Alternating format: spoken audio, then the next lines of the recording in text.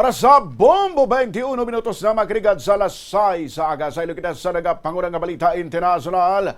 Nag-plead sang not guilty ang deposed leader sa Venezuela nga si Nicolas Maduro kag ang asawa nga si Celia Flores sa sampaw-sampaw nga mga kaso nga ginaatubang sa Estados Unidos ng Amerika. Ining nagalakip sang drug terrorism conspiracy, cocaine importation conspiracy, kag possession of machine guns and destructive devices. Ining ilauna nga pagatubang sa korte sa New York matapos ang operasyon sang militar sang Estados Unidos ng Amerika nga nagdakop sa ila sa Caracas o kanang capital sang Venezuela sang Sabado sang kaagahon. Sa iya pagatubang sa hukom nagpahayag si Maduro nga inosente sa kag disente sang sahi isang tawo. Gindugang maniya nga sa gihapon ng presidente sang Venezuela kag ginkidnap naman sa halin sa iya balay sa Caracas.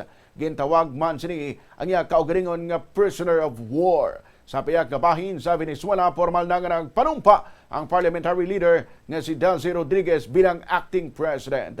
Natabo ang oath sa kadlaw matapos ang mando sa Supreme Court of Justice bangod sa pagdakop sa US kay Maduro.